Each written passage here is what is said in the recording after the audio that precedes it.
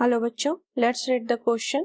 Explain the terms streamline flow, streamline tube of flow and turbulent flow and derive the equation of continuity for a steady flow of an incompressible liquid.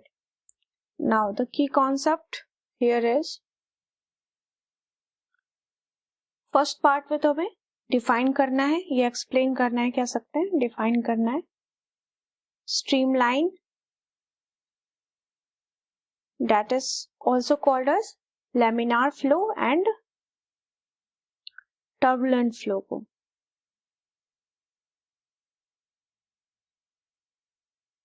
And second part जो है हमारा, इसमें equation of continuity को derive करना है. तो derive equation of continuity that is A1V1 that equal to A2V2 that is flow rate of liquid is constant. यही है हमारा इक्वेशन ऑफ कॉन्टिन्यूटी, इसी को डिराइव करना है. नाउ सबसे पहले हम डिफाइन कर लेते हैं, एक्सप्लेन कर देते हैं स्ट्रीम लाइन फ्लो को.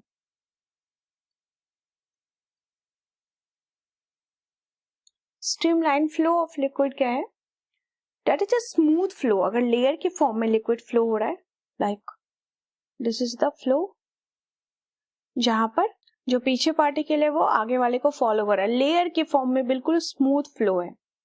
ठीक है, इसी को हम कहते हैं स्ट्रीमलाइन फ्लो. तो हम कह सकते हैं दैट इज डिफाइन कर सकते हैं इसको, स्मूथ फ्लो ऑफ लिक्विड जिसमें वेलोसिटी जो है वो लेस देन होती है क्रिटिकल वेलोसिटी से, with velocity smaller than critical velocity. तो अगर स्मॉलर होती है क्रिटिकल वेलोसिटी से वेलोसिटी, तो क्या होगा, लेयर के फॉर्म में फ्लूइड जो है फ्लो करेगा. या इसी क्रिटिकल वेलोसिटी को हम कह सकते हैं लिमिटिंग वैल्यू ऑफ वेलोसिटी. और यहाँ पर रेनॉल्ड नंबर जो होता है स्ट्रीमलाइन फ्लो का, ये लेस देन होता है 2000 से. रेनॉल्ड नंबर ये डिफाइन करता है किस टाइप का फ्लो है इसको. Now the second is turbulent flow. Turbulent flow of liquid या फ्लूइड. टर्बुलेंट फ्लो क्या है कि अगर वेलोसिटी जो है लिक्विड फ्लो का वो हो जाए क्रिटिकल वेलोसिटी से ज्यादा, तो बिल्कुल रैंडम मोशन में लिक्विड होगा, like this type of motion. ठीक है, ये लेयर्ड के फॉर्म में नहीं है, रैंडम मोशन है, तो इसको हम कहते हैं टर्बुलेंट फ्लो. हम कह सकते हैं इस टाइप का जो मोशन है ये इरेगुलर फ्लो कहलाता है. तो irregular flow of a liquid, flow of liquid or you can say that fluid when its velocity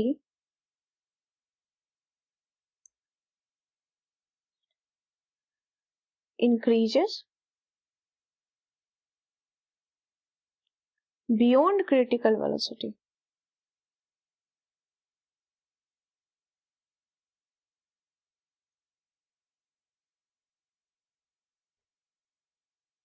and इसका जो रेनॉल्ड नंबर होगा ये ग्रेटर होता है 3000 से. Now the next part is derive करते हैं हम इक्वेशन ऑफ कॉन्टिन्यूटी को.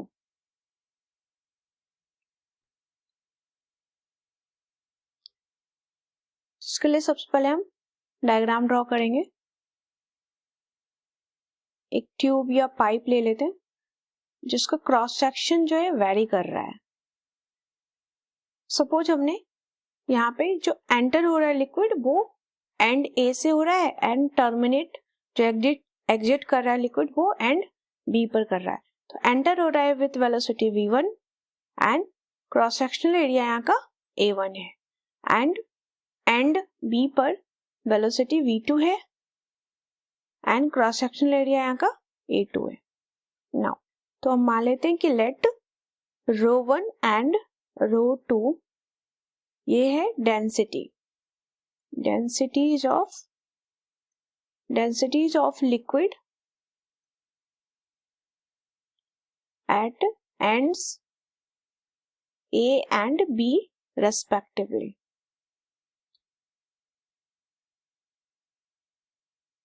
Now हम देख सकते हैं कि वॉल्यूम जो एंटर कर रहा है, तो वॉल्यूम क्या हो जाएगा, that is velocity into area.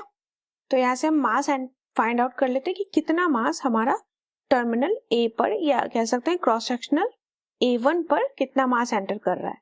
तो mass of liquid entering per second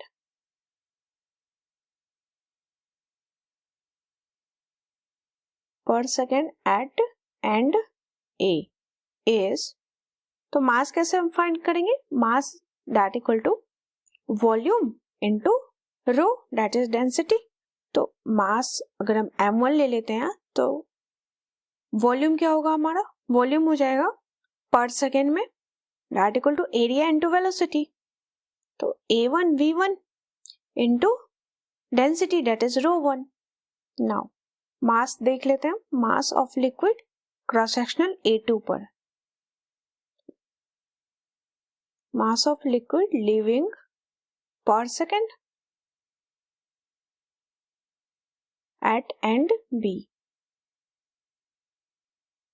cross sectional area जिसका A2 है। तो मास हो जाएगा that is M2 equal to A2 V2 that is the volume into rho 2 that is the density, volume into density that is the mass. Now हम देख सकते हैं कि अगर कोई सोर्स या सिंक ना हो, इफ देयर इज, मतलब कह सकते हैं कि अगर कोई लीकेज नहीं है तो नो सोर्स और सिंक ऑफ लिक्विड,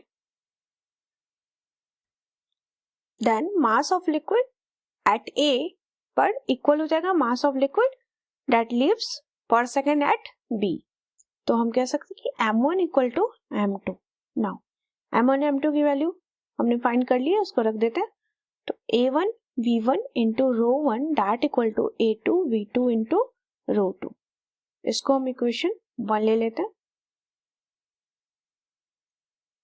नाउ अब क्वेश्चन कह रहा है कि इनकम्प्रेसिबल लिक्विड है, तो अगर if the liquid is incompressible,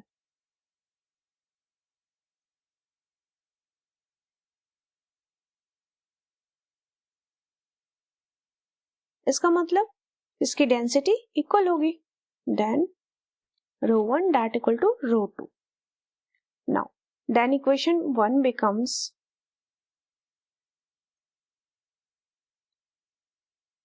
तो दोनों साइड रो अगर इक्वल है डेंसिटी तो ये हो जाएगा A1 V1 that equal to A2 V2 that is called as equation of continuity.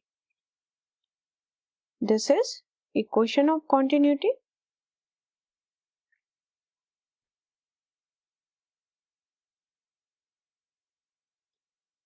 which says the flow rate of liquid is constant. Flow rate of liquid या volume flow rate of liquid is constant। देख सकते हैं हम equation में कि हमारा area into velocity का जो प्रोडक्ट है वो कांस्टेंट है। नाउ इस क्वेश्चन में दो पार्ट थे। सबसे पहले हमने streamline flow and turbulent flow को डिफाइन किया एंड एक्सप्लेन किया। इसके बाद इक्वेशन ऑफ कॉन्टिन्यूटी को हमने डिराइव किया है।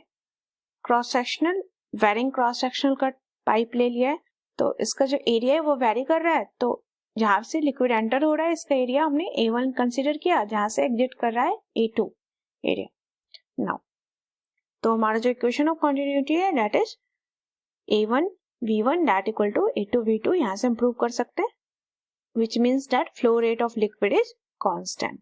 I hope you understood it well. Best of luck.